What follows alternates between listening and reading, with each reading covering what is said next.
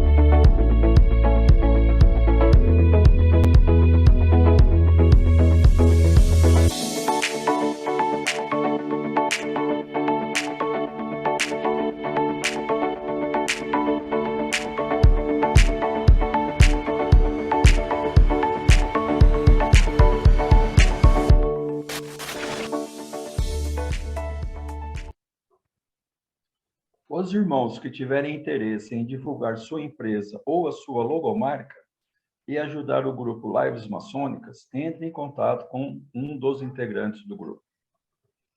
Meus irmãos, trago boas notícias. O grupo de mestres Rito Moderno Brasil, comemorando os 200 anos da chegada oficial do Rito Moderno no Brasil, com apoio do Grande Oriente do Brasil, Santa Catarina, Grande Oriente Santa Catarina, Grão-Marom, Comab, nesta edição, estão organizando o 3º Congresso Nacional do Rito Moderno, que será realizado no Hotel Cambirela, na cidade de Florianópolis, no dia 12 de novembro de 2022, contando com os palestrantes.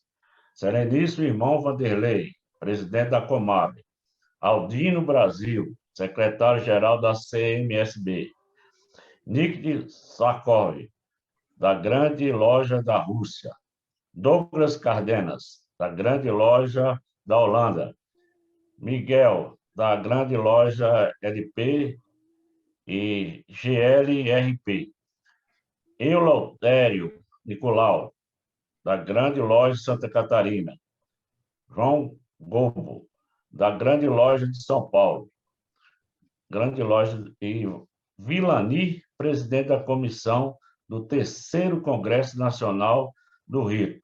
As inscrições estão abertas e o irmão poderá acessar através do site https://ritomodernobrasil.org.br. Era isso que nós tínhamos para hoje.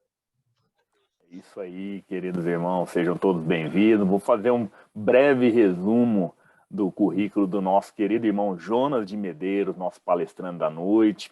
Ele é professor universitário, escritor e consultor empresarial, meus irmãos. Especialista em comunicação integrada de marketing pelo Centro Universitário de Jaraguá do Sul e mestre em educação, políticas públicas pela Universidade da região de Joinville.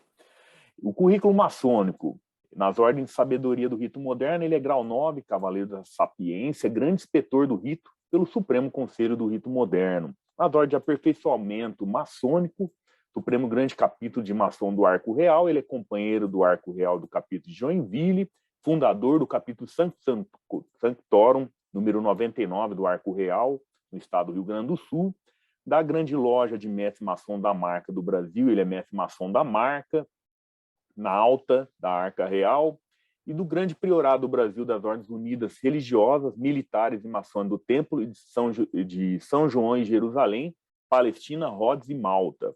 É cavaleiro templário pelo Preceptório Marquês de Tamandaré, cavaleiro de Malta pelo Priorado Marquês de Tamandaré, fundador do Preceptório de Cavaleiros Templários e Priorado de Cavaleiro da Malta, Sanctorum, número 39 do estado do Rio Grande do Sul, e fundador do Preceptório de Cavaleiros Templários de Joinville, número 86 do estado de Santa Catarina.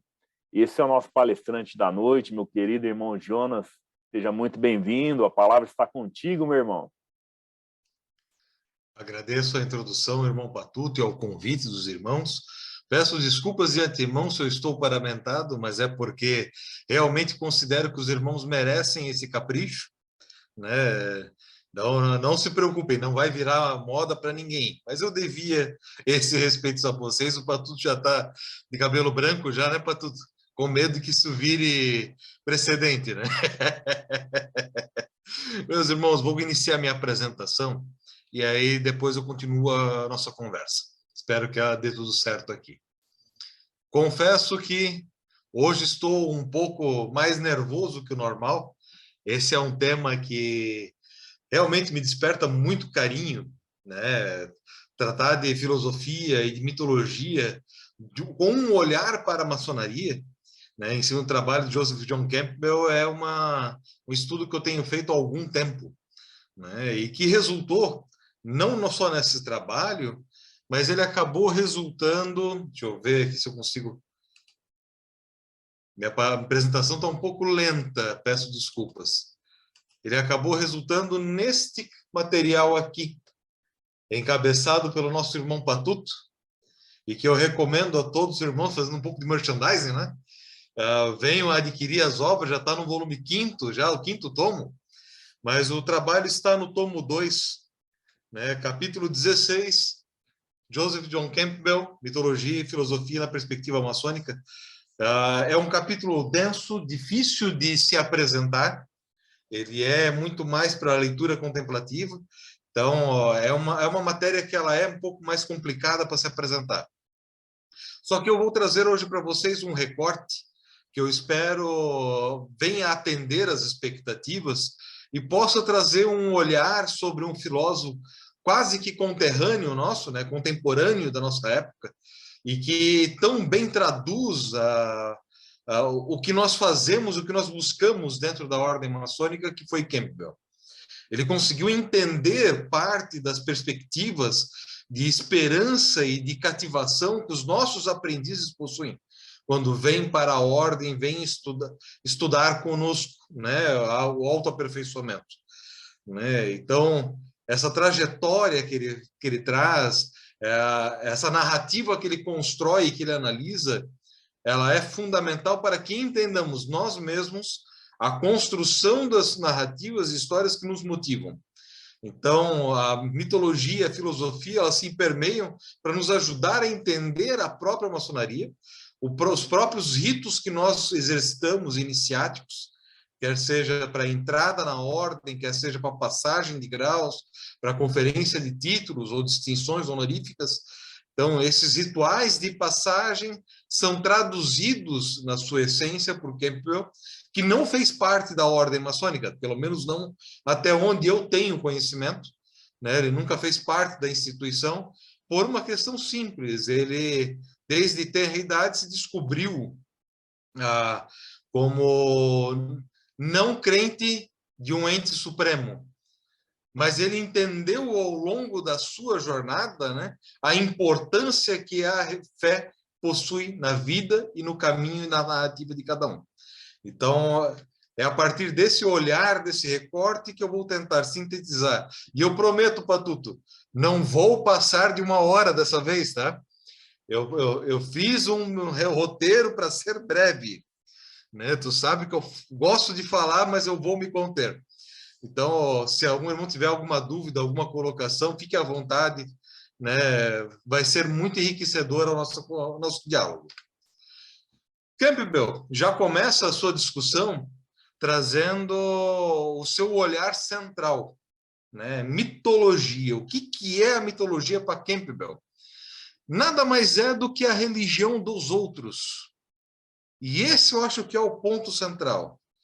Quando nós estamos numa ordem iniciática que ela tem raízes judaico-cristãs, como é a maçonaria, ela está permeada de filosofia e de ritualística maçônica pautada nos Antigos Testamentos, e aí por diante, que tem uma perspectiva beirando a espiritualidade, para não adentrar nesse prisma, a gente precisa lembrar desse primeiro cerne central do discurso de Campbell. Mitologia é o nome que damos à religião do outro. Então, aquilo que para ele e para nós é um mito, para o outro é fé, né? E em todas as narrativas antigas isso aconteceu, né? Os mitos do mundo antigo são as religiões do paganismo, as religiões que não afrodescendentes, as religiões que são de origem grega, de origem romana, né? Os politeístas hindus, e aí por diante. Então, os mitos são construídos em cima da fé dos outros.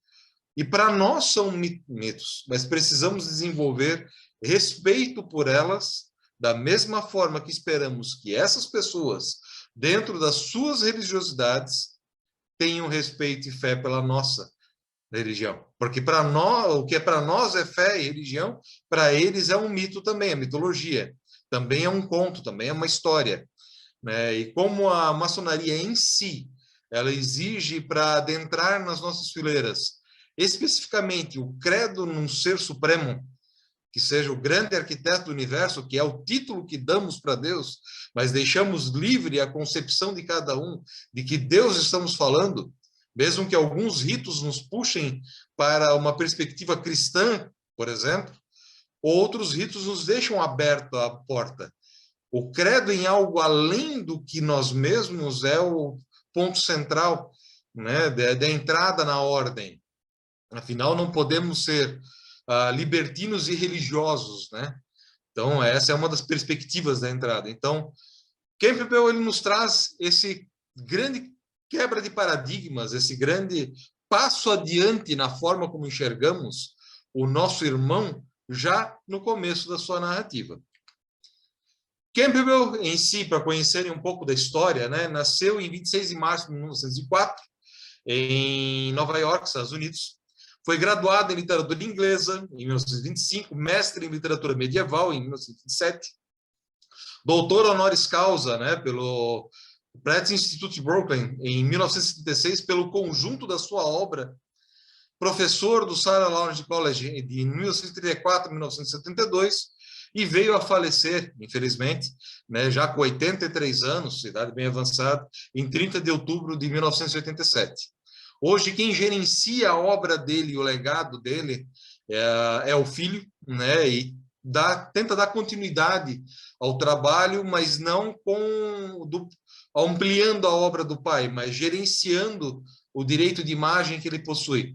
Então, é um trabalho muito bacana, um instituto muito legal, foi montado nos Estados Unidos, só para gerenciar os trabalhos de Campbell, dada a importância que ele construiu, que ele teve. Suas grandes influências, né, na filosofia, na arte, na própria história, nas narrativas de pesquisa, né, enquanto estudioso, foram Paul Thomas Mann, romancista alemão, Paul Klee, poeta alemão, Pablo Picasso, pintor espanhol, dentre outras coisas, além de filósofo, poeta, Sigmund Freud, psiquiatra austríaco, Carl Jung, que já foi citado aqui antes, nos bastidores, antes da live, né? Que é nosso psicoterapeuta suíço, mas o principal deles, que deu o pontapé em toda a obra de Campbell, foi Jiddu Krishnamurti, filósofo indiano, que fez com que Campbell começasse a buscar entender as narrativas religiosas ou mitológicas para poder se responder às suas questões fundamentais. Ou seja, ele procurou sanar os seus próprios incômodos, suas inquietudes nesse processo. Né? A partir da sua paixão pelos mitos, diferentes culturas, o Campbell observou a relação de uma correlação entre todas elas. Todas as narrativas que ele observou possuíam uma estrutura similar e um processo evolutivo linear, pedagógico, que é a parte importante para a maçonaria, que ainda hoje é utilizado principalmente na dramaturgia. Nossa linha cinematográfica adota muito o trabalho de Campbell e na espiritualidade também. Campbell traduziu a construção do arquétipo da espiritualidade de uma forma com maestria. Segundo o próprio Campbell, né, ele nasceu e foi criado no catolicismo, e como católico ele era devoto. As crenças dele se dissiparam porque a igreja lhe apresentava símbolos em termos concretos, ou seja, apresentava aquilo como uma verdade incontestável, uma história totalmente real em todos os parâmetros. E por muito tempo, né, ele teve um terrível ressentimento contra a igreja, né, e por ter passado, né, pensar na igreja para ele era doloroso. Depois que ele passou a estudar mitologia e assuntos correlacionados, ele começou a entender o que tinha acontecido.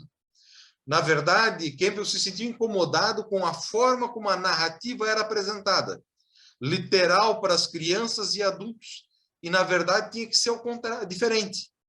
Literal para as crianças para motivar, só que traduzido em sentido para os adultos para impulsionar o aprendizado.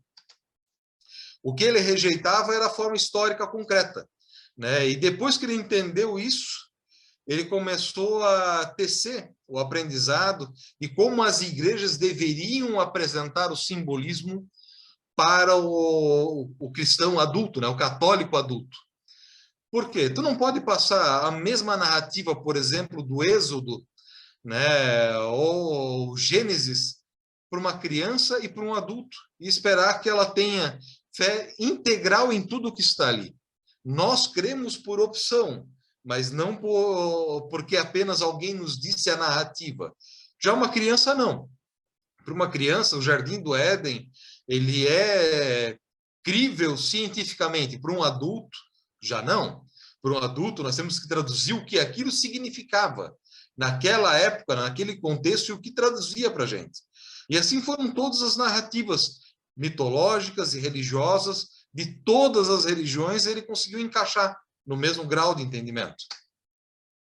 A biografia de Campbell é relativamente vasta, né, tendo inclusive livros publicados após a morte dele, com um conteúdo de estudos que não foram terminados, como foi o caso do próprio Poder do Mito, as deusas, os mistérios do divino. Mas eu chamo a atenção aqui, para quem quiser conhecer um pouco mais da obra de Campbell, duas obras em particular que são fundamentais para o mestre maçom, principalmente, para aquele que busca entender o papel dele enquanto formador de novas gerações da maçonaria e ampliar o olhar que ele possui filosófico, né, em cima do que é o mito maçônico, a narrativa maçônica. Seria a obra O Herói de Mil Faces, que é o segundo trabalho de Campbell, né, de lá de 92, publicado oficialmente, e O Poder do Mito, a penúltima obra dele, que faz a apresentação do fechamento do conceito do monomito. O monomito, em síntese, que nós vamos ver mais um pouco mais para frente, ele é a consolidação em um único arquétipo de todos os grandes heróis, os grandes mitos centrais das religiões, das narrativas históricas ao passar do tempo, desde o épico de Gilgamesh até os dias de hoje.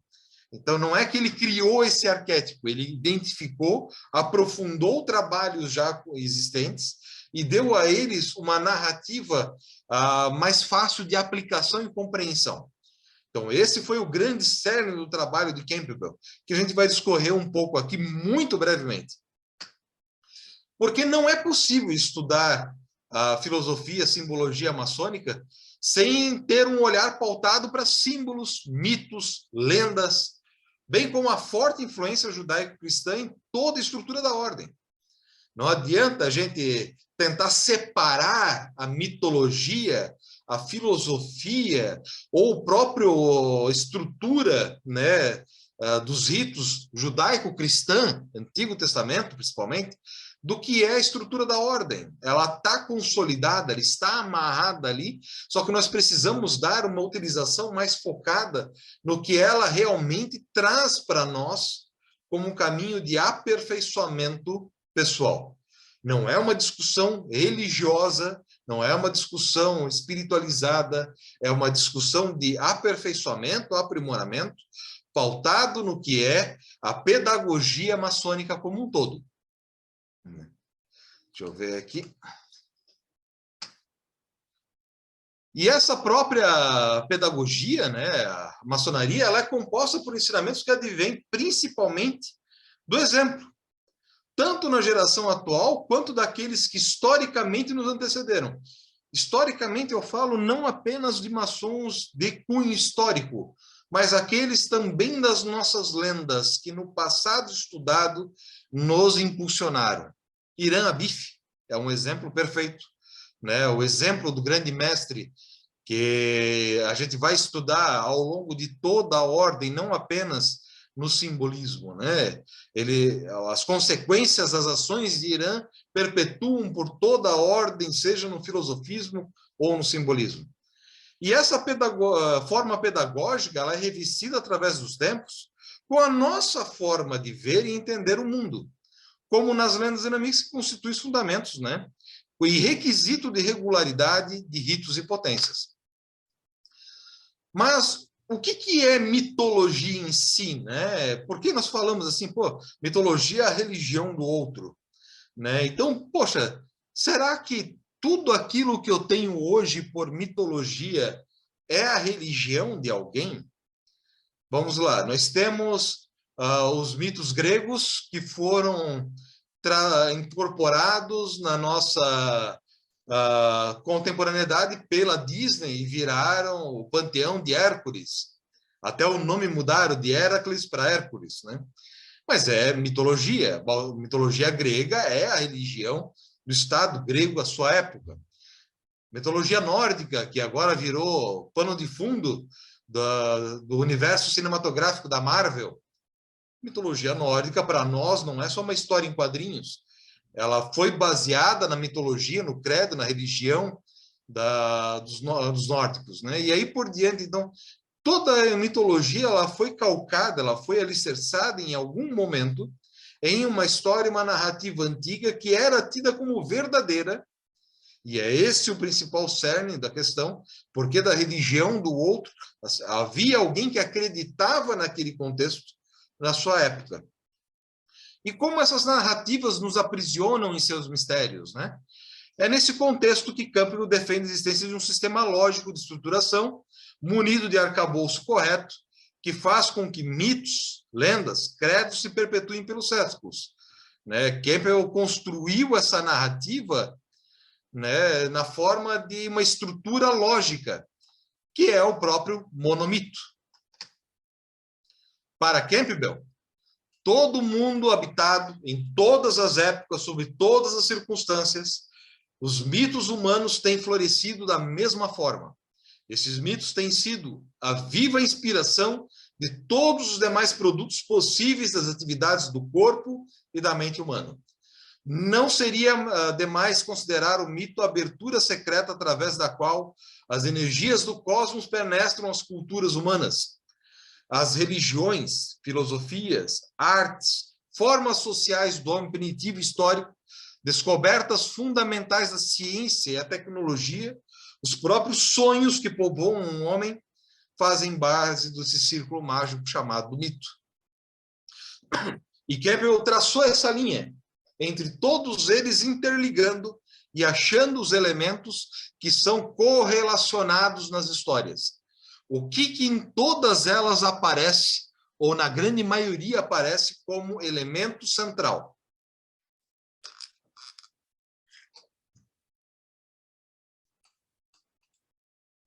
A filosofia, nesse momento, né, ela se apresenta no trabalho, apenas lembrando que a filosofia nada mais é que o amor pela sabedoria, que é vivenciada a partir da consciência da nossa própria ignorância. E aí ela é motivadora, né, da investigação da dimensão essencial do que entendemos pelo mundo real. Por que eu trago esse conceito nesse momento? Porque filosofia, ela é respondida na mitologia antiga como um entendimento daquilo que não se compreendia. Vamos lá, pegar os mitos gregos como base e exemplo nessa situação. O que são os titãs da mitologia grega? Os fenômenos naturais. O mar, o fogo, a terra, o ar. O que são os grandes deuses centrais? Os firmamentos e os reinos. Zeus, o céu, a terra, o submundo, que é o Hades, o mar, que é Poseidon. E os filhos deles são quem? Os instintos humanos, a guerra, o amor, e aí por diante. Então, nós temos a tradução daquilo que não entendemos através da mitologia e da história. Essas narrativas buscavam, no passado, ensinar o que o mundo que o cercava trazia de informação, trazia de conhecimento. Então, esse conceito se traduz nessas sociedades através da observação dos acontecimentos que não eram possíveis de se explicar cientificamente. Principalmente aquela época dos fatos, recebendo, portanto, né, uma roupagem condizente com a capacidade de entendimento de cada um.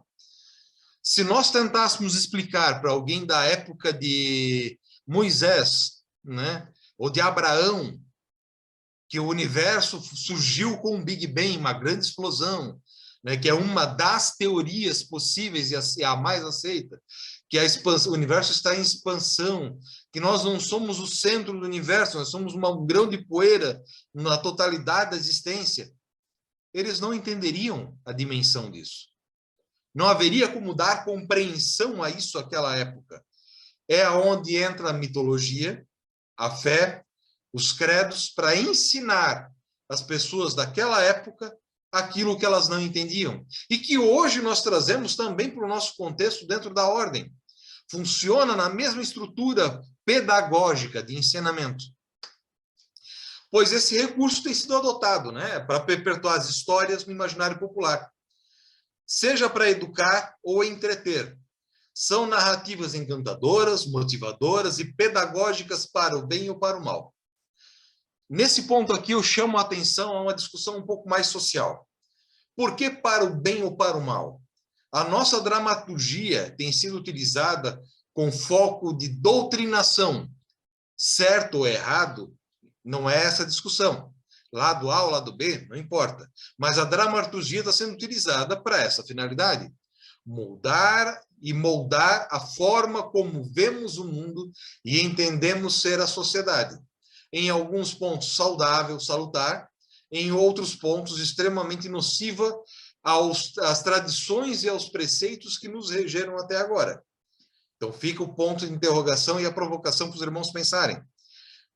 A estrutura de Campbell, né, que ele entendeu nas narrativas, pode ajudar a desmistificar o que está sendo feito na construção dos atuais mitos. Quer seja um Messias, quer seja um filho do Brasil, tanto faz. Quem vai olhar e traduzir isso somos nós. Porém, para Campbell, mitos, credos, contos, histórias nos auxiliam na compreensão do mundo real através de sentimentos, experiências e sensações construídas tanto pelo imaginário quanto pela nossa fé. Aqui entra o conceito de fé, crer sem necessidade de comprovação. Algo que nós entendemos ser verdadeiro, aceitamos aquilo como real e nos devotamos àquilo com o passar do tempo. É nesse universo de interpretações mitológicas e filosóficas que surge a importância do trabalho de Campbell em compreender as estruturas simbólicas que perpetuaram através dos séculos. Na maçonaria, trata-se de compreender a motivação que move a sociedade e nos permite ganhar dimensões impensadas. Por que dimensões impensadas? Nós somos uma instituição que há 300 anos, 200 no Brasil, está em plena expansão. Mas o que permitiu chegarmos a isso? Quais foram os elementos que nos impulsionaram? Um deles, e com certeza de grande força, foi a forma com que as pessoas e a sociedade nos enxergam. Um misto de ignorância, fanatismo, superstição, medo, crendices, que quando convidamos alguém, a pessoa, a primeira reação que faz, opa, será que eu estou preparado? Será que eu vou descobrir se aquilo tudo que me falaram até agora é verdade ou não é? Então, espera lá, nós temos que repensar. E essas narrativas construídas ao longo do tempo, algumas propositais, outras por retaliação, outras sem querer, né, fazem parte da construção desse arquétipo e alimentam esse mito ao respeito da ordem. Para terem uma ideia do conceito de monomito, e entender um pouco melhor a dimensão que isso tem, deixa eu apresentar para vocês alguns exemplos da dramaturgia, né, a cinematografia atual sobre o monomito em que eles foram aplicados. Acredito que os 4 personagens fictícios aqui são de conhecimento geral. Então, vamos lá. Frodo Bolseiro, personagem principal, né, nosso hobbit da saga O Senhor dos Anéis. Literatura que o nosso grande mestre Tolkien desenvolveu com uma maestria nunca antes vista e impossível de ser copiada. Nosso querido Harry Potter, o bruxinho que, dentre todas as façanhas que teve, apesar de um livro feito na receita de bolo, ele conseguiu trazer de volta ao jovem a paixão pela leitura. Os jovens realmente voltaram a ler, graças ao trabalho que foi feito na narrativa do Harry Potter. Neo, Matrix, o escolhido, o Messias daquele mundo, né, digital, virtual, libertando a sociedade, passou pelo mesmo processo. Só que eu chamo a atenção ao mais famoso caso do uso do trabalho de Campbell, do monomito, que é o trabalho baseado em Luke Skywalker, que foi a grande construção do arquétipo do monomito, a jornada do herói, né, que George Lucas admite nas entrevistas, né, e na sua biografia, que ele construiu o personagem, a história original, baseado no que foi o Jornada do Herói, o monomito de Campbell. Então, ele é o exemplo perfeito de todas as narrativas. Mas elas não param por ali. Nós temos também a nossa mitologia clássica e a mais popular, que é a contemporânea, que é a nórdica, que trazem dois conceitos muito similares, também de salvador e representante da humanidade, que seria o mito de Thor, filho de Odin, e o de Heracles, filho de Zeus. Outros dois filhos do Deus Pai Todo-Poderoso das suas mitologias, que defendem e vêm à Terra para representar a divindade e construir um novo entendimento sobre a fé até então. Trazem uma tradução daquilo que aconteceu na narrativa mitológica até então e uma nova leitura para a fé. Seja pela bravura dos mitos escandinavos, né, com Thor, ou na nossa famosa tradução da Disney, de Hércules, né, que reencantam as pessoas e ensinam um pouco o que são as provações e o peso do trabalho. Só que indo um pouco mais além, nós temos também a mitologia cristã com Jesus Cristo, budista, hindu, né, Buda, Krishna, e aí por diante, que trazem a mesma narrativa de construção de arquétipo, na construção do mito. Não estou dizendo, e eu já afirmo, como bom cristão católico mariano, eu sou devoto de Jesus e de Nossa Senhora, mas a história contada pela narrativa bíblica, elas têm os mesmos elementos que as narrativas escritas por Campbell. Então, foi possível identificar o porquê que a Bíblia se tornou o livro mais lido da humanidade até então, com base no que Campbell descobriu, que é o conceito do monomito. Ou por que a religião indiana, né, com seu panteão de mais de 200 e poucos deuses, se mantém vivo até hoje, por causa que a narrativa foi construída de uma forma a encantar, educar e perpetuar o trabalho. É como a história foi contada e não o pano de fundo por trás dela. Por isso, podemos estudar a vida de Cristo através de Campbell, sem ferir o credo de ninguém, porque para outros ele é uma mitologia. Assim como a religião do outro o é para mim. E os estudos de Campbell trazem, né, um olhar para as ordens iniciáticas no tocante aos ritos de passagem inerentes à maçonaria. Na iniciação, o profano deixa o seu mundo, seu cotidiano, familiar, profissional, social, e adentra a luz, buscando, com o tempo e preparo, o resultado de seu trabalho e o esforço com as ferramentas que ele recebe. As mais famosas, o maço, o cinzel, né? Vamos quebrar pedra, tirar as impurezas, devastar nós mesmos. Porque enquanto aprendiz, é isso que fazemos. O iniciado é ensinado a trabalhar, almejando a justa promoção pelos resultados e a vitória final sobre as provas simbólicas que se apresentam para ele no decorrer da caminhada. Essa construção do monomito tanto pode ser usada por iniciação, quanto para a vida maçônica de cada um. Ela se expande porque ela é cíclica, ela se repete, ela se reapresenta de novo e mudado a construção do caminho. Então, enquanto companheiro, ele desenvolve novos e mais complexos desafios, permitindo-se sair do caminho, na promessa de retorno, quando justificado o aprendizado futuro, né?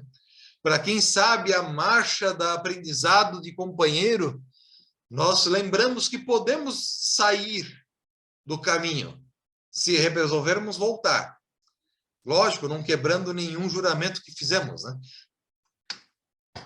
E, por fim, não menos importante e nem terminado, o mestre, né? Depois dos desafios, o companheiro apto, devidamente testado e posto à prova, na esperança de ser reconhecido, encontrará o desafio maior, morrendo, renascendo diversas vezes no caminho do aperfeiçoamento, para que, forjado na experiência, retome seu lugar no mundo profano e na ordem maçônica, aos aprendizes e companheiros eternamente modificado pela maestria. E compreendendo que ser mestre é o caminho da jornada e o início de um novo ciclo, incluindo na trajetória do monomito, chega o momento da jornada que a pessoa tem que voltar ao mundo profano, cotidiano, ou ingressar numa nova aventura totalmente modificado. E totalmente modificado para o mestre é estar preparado ou se preparar para começar a ensinar o que se sabe. Ser um outro elemento da jornada na jornada de outra pessoa. Esse ciclo, para nós, deveria ser eterno. Porque não existe ex-maçom. Não existe uma pessoa deixar de ser maçom. Ela se adormece, ela se afasta, ela deixa de ser praticante, como um católico não praticante, ou um cristão não praticante, e por diante. Mas ela não deixa de ser maçom. Ela sempre vai ter um papel a desempenhar em algum momento, e é importante que ela desempenhe esse papel, porque isso faz parte da nossa essência enquanto ordem iniciática. E este relato do ciclo de vida de um maçom nos 3 primeiros graus direciona, neste momento, o nosso olhar acerca do trabalho de Campbell, o monomito, que traduz a famosa jornada do herói, das narrativas humanas através dos tempos, e, de forma mais clara, a caminhada de todos nós em todos os graus da ordem. Para Campbell, né, o percurso padrão da virtude mitológica do herói é uma magnificação da fórmula representada nos rituais de passagem, separação, iniciação, retorno, que podem ser consideradas a unidade nuclear do monomito. Um herói vindo do mundo cotidiano se aventura numa região de prodígios sobrenaturais. Ali encontra fabulosas forças e obtém uma vitória decisiva. O herói retorna de sua misteriosa aventura com o poder de trazer benefícios aos seus semelhantes. Ou não retorna. Campbell nos traz essa narrativa, essa construção. De forma bem simplificada. É a jornada de cada um de nós, enquanto personagens da nossa própria história. Sendo a junção dos trabalhos de Jung, né, na estrutura de arquétipos e simbolismo, de Freud, das forças inconscientes que movem o cidadão, de Arnold Gamper, na estruturação dos ritos de passagem, e aí por diante, tantos outros estudiosos podem nos motivar a seguir adiante essa construção, esse entendimento do que nos motiva. Em termos, primeiramente, conto, né, a autoria do monomito não é de Campbell. Ela surge de Phineas Wake em 1939, de autoria de James Augustine Alois Joyce, e que Campbell se apropriou e aprofundou o estudo, né? E conseguiu traduzir, histórico-mitologicamente, personalidades como Buda, Moisés, Cristo e aí por diante. Foi importante trazer esse ponto aqui, porque quando nós falamos de monomito, né, o conceito de uma única narrativa que liga a todos os entendimentos, né, mitológicos ou religiosos, Campbell não foi o primeiro a tratar disso. Campbell fez uma construção de um ciclo que permite o entendimento dessas narrativas. Ele as traduziu no conceito antigo, porque as próprias histórias são desde o início dos tempos da humanidade, de tempos imemoriais, onde apenas os contos passavam, até os dias de hoje. Por exemplo, o próprio épico de Gilgamesh, primeiro grande herói da humanidade, e que Campbell não escreveu ou não analisou aquele arquétipo. Ele não teve lá para dizer, conta a história dessa maneira. Mas ele leu naquela história um ciclo, uma linha de pensamento, uma construção de narrativa. E é óbvio que isso não teria sido surgido naquele momento, ou que só ele, no decorrer da humanidade, tivesse observado. Só que o trabalho dele nos deu a chance de conhecer isso nos tempos contemporâneos e influenciou as narrativas da dramaturgia moderna a pontos que antes não conhecíamos, como a própria saga Star Wars ou a saga Star Trek, Jornada das Estrelas, que percorreu o caminho inverso. Ela, ao invés de ser uma religião que vira mito, que vira dramaturgia, surgiu como dramaturgia, virou mito e hoje na Inglaterra é religião. Por incrível que pareça, existe uma religião baseada em Star Trek em vigor na Inglaterra. Isso aqui eu já comentei para os irmãos, né, que a base de George Lucas em Star Wars e das irmãs Wachowski em Matrix foi Campbell, né?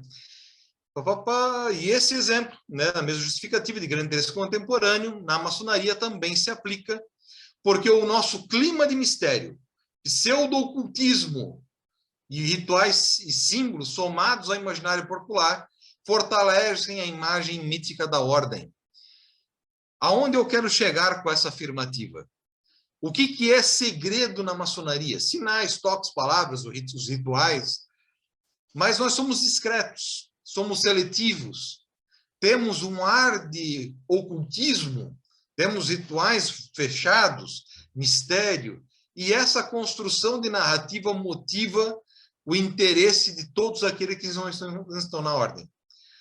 E, às vezes, como nós não lidamos corretamente com isso, acabamos por perder muitos irmãos que adentram a ordem e se decepcionam. Motivo pelo qual, para o mestre, é interessante, se não importantíssimo, estudar as narrativas para construirmos e aprimorarmos a nossa forma pedagógica. Senão, cada vez mais vamos perder mais e mais irmãos no mesmo volume que mais e mais irmãos entram.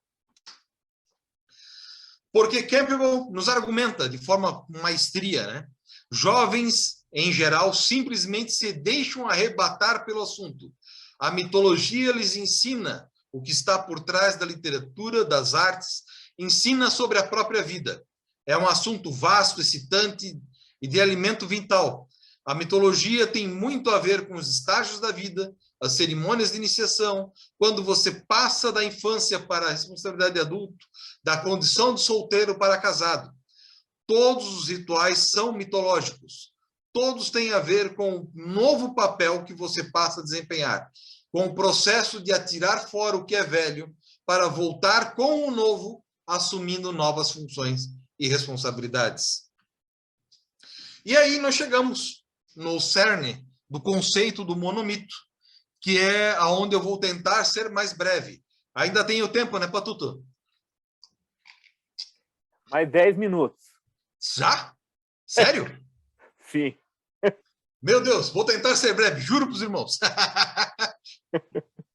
Porque o conceito do monomito, ele tem, em síntese, 18 partes, 18 passagens que são comuns a todos os mitos, divididos em 3 grandes categorias. A partida, que lida com o herói aspirando à jornada, a iniciação, que contém as várias aventuras do herói ao longo do seu caminho, e o retorno, que é o momento em que o herói volta para casa munido de conhecimento e poderes que adquiriu. Esse é o próprio monomito, que é o ciclo do mundo cotidiano, que é o plano de fundo, iniciando no chamado, a aventura, a recusa do chamado, o auxílio sobrenatural, a passagem do primeiro limiar, né, o ventre da baleia, o caminho das provas, a mulher como tentação, o encontro com a deusa, a sintonia do pai, a apoteose, a última bênção, a recusa do retorno, a fuga mágica, o resgate do auxílio externo, né? O Senhor de 2 mundos. Eu ia entrar em cada um deles, eu tenho aqui os ciclos completos para apresentar para os irmãos, eu ia tentar ser mais breve, mas eu vejo que eu adentrei numa profundidade, talvez num ritmo que me comeu a minha hora. Mas vou tentar apresentar de forma, então, sintética, para validar o tempo.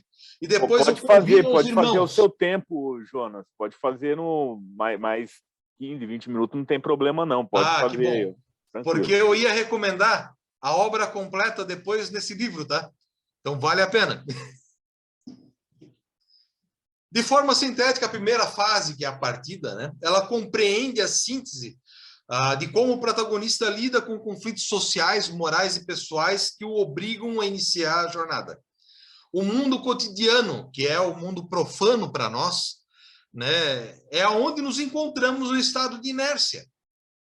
Toda vez que convidamos alguém a entrar na ordem, é a mesma situação em que está qualquer personagem da narrativa antes de iniciar a jornada. As leis da física de Newton, né? Um objeto em movimento tende a permanecer em movimento, parado tende a permanecer parado.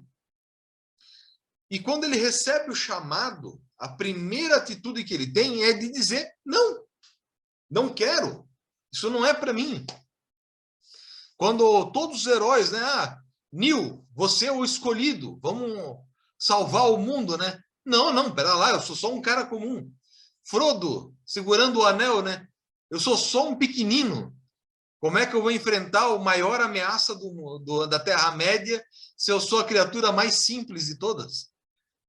Harry Potter, recém-nascido, matou o bruxo das trevas. Como? Como que essas histórias se complementam?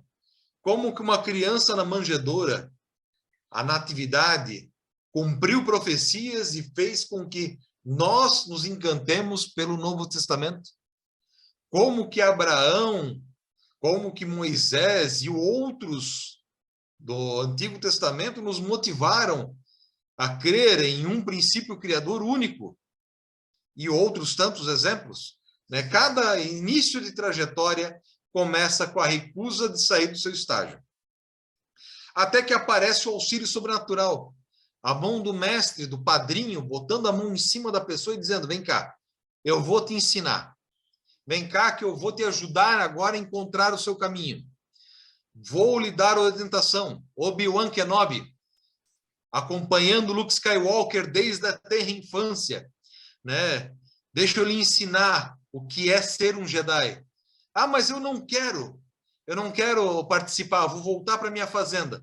Retorna para a fazenda, tá os tios mortos lá, não existe mais fazenda, já foi tudo destruído, não tem mais nada que o prenda. É a passagem pelo primeiro limiar.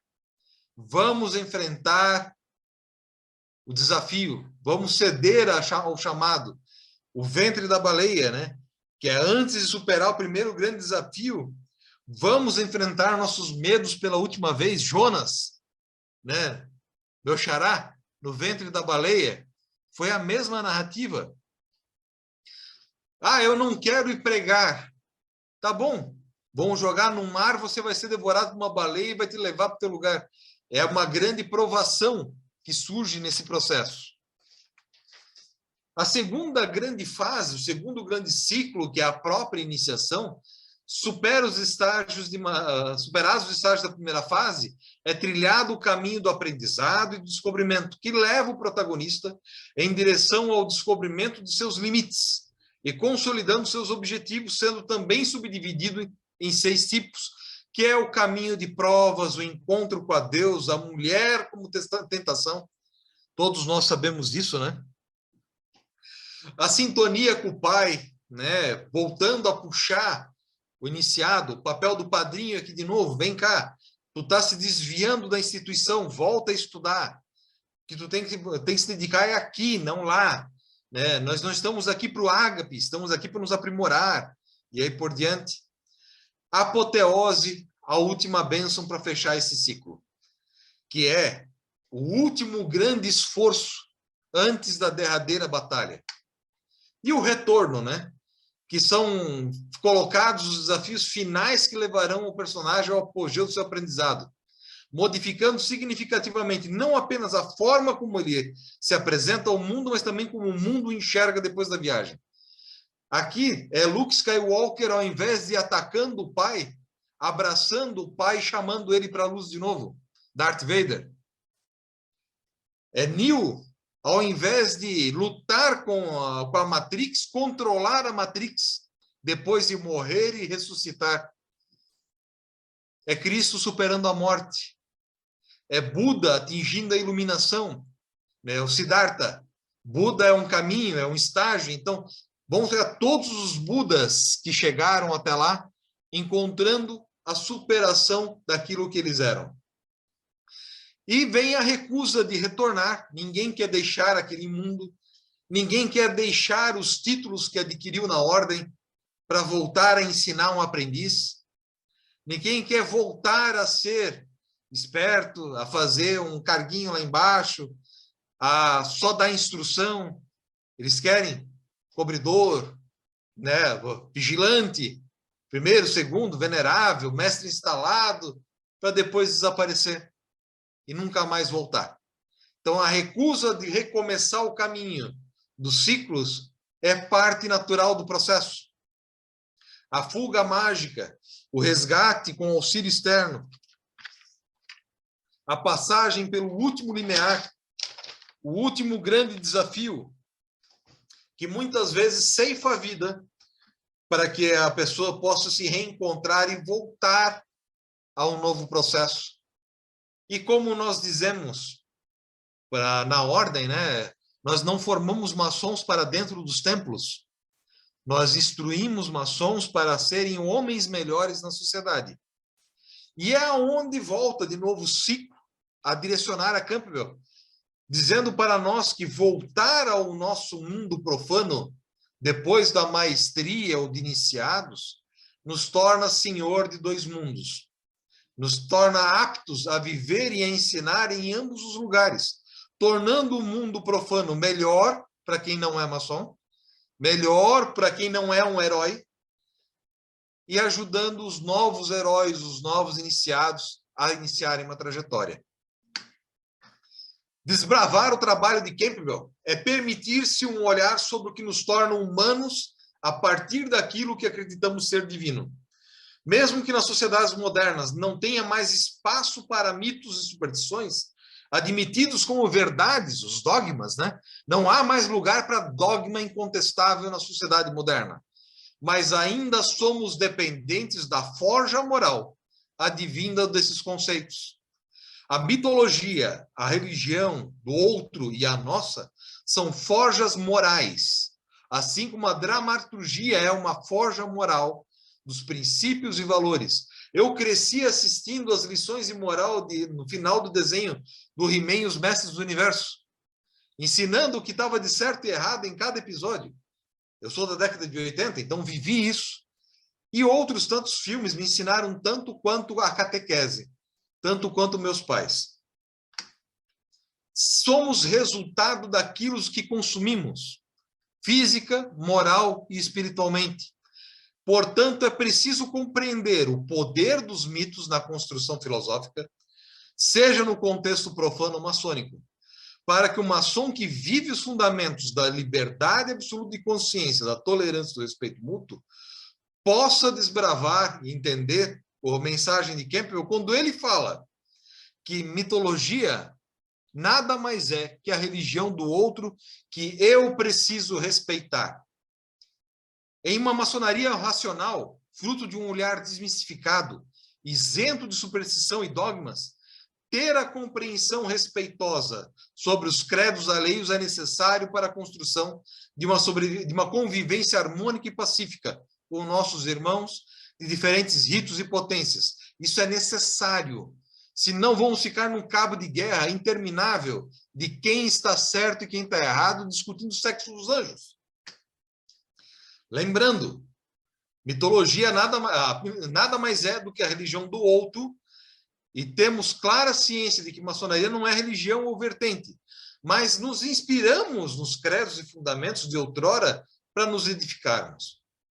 Se nós buscamos beber das bases da forja mitológica, da forja filosófica, racional, que os mitos e credos do passado nos deram, sejam eles criados com uma narrativa iramítica, sejam eles mais consolidados com o Antigo Testamento, Crônica, Reis, seja ele condicionado nas narrativas gloriosas dos grandes escritores, dramaturgos, como nosso querido Tolkien, né, o grande mestre Tolkien, com o mundo do Senhor dos Anéis Terra-média, nós aprendemos com aquilo e precisamos botar em prática e trazer para o cotidiano.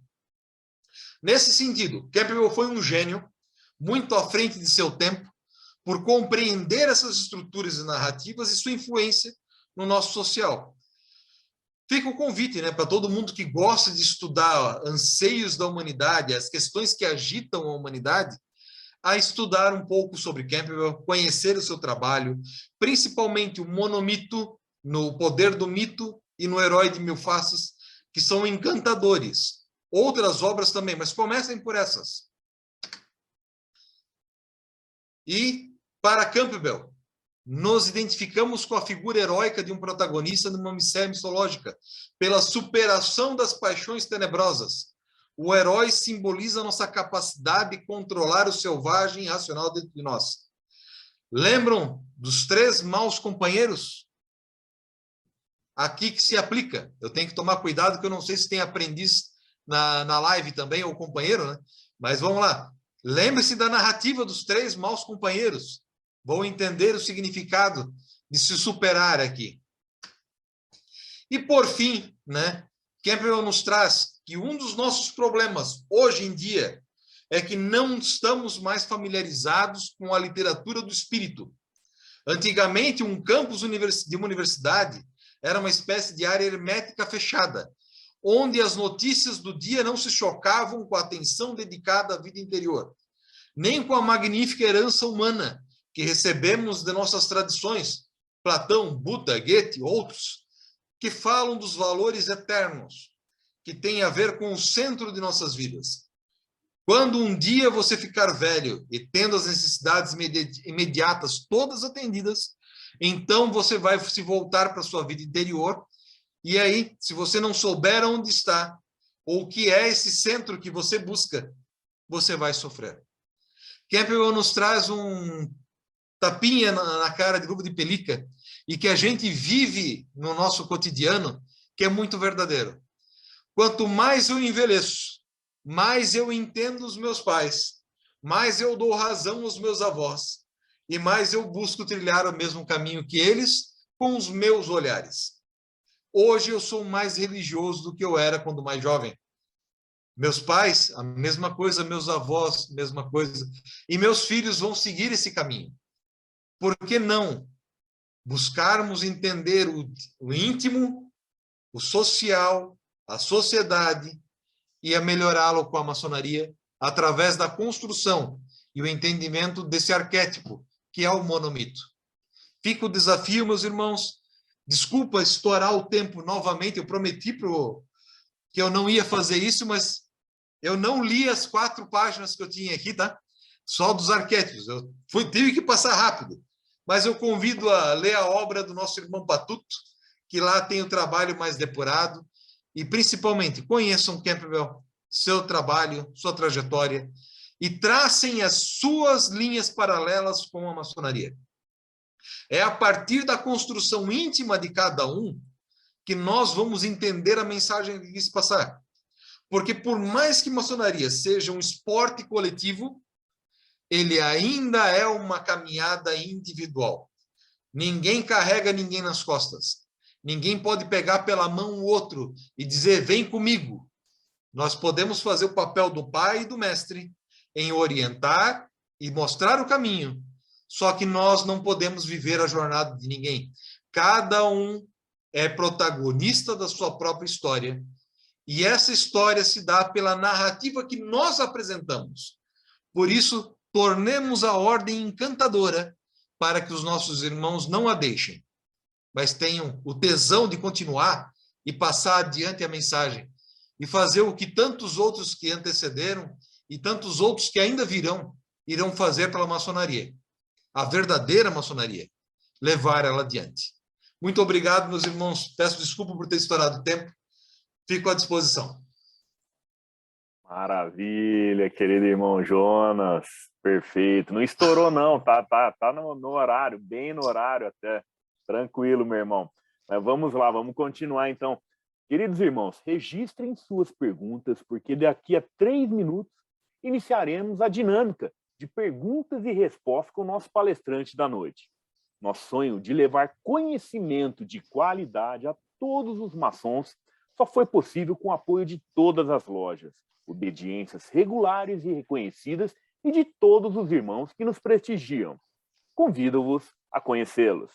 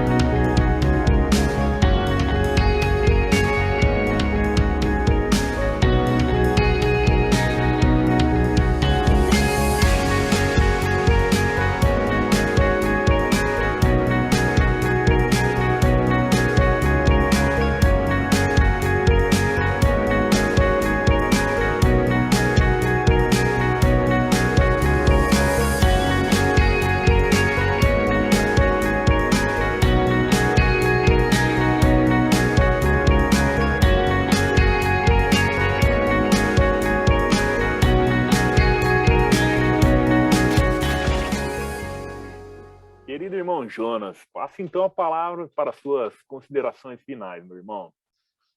Irmão Patuto, meus ilustres irmãos, só tenho a agradecer a oportunidade, né, o convite que veio, foi esperado por um bom tempo, né, acompanho o trabalho de vocês, eu assim, poxa, será que um dia eu vou conseguir falar com essa galera, vou conseguir conversar com esses irmãos, contar um pouquinho de história, contar histórias, ouvir histórias, né, dialogar, e foi maravilhoso estar aqui com vocês. Agradeço imensamente a honra, ela é inenarrável, não tem como descrever.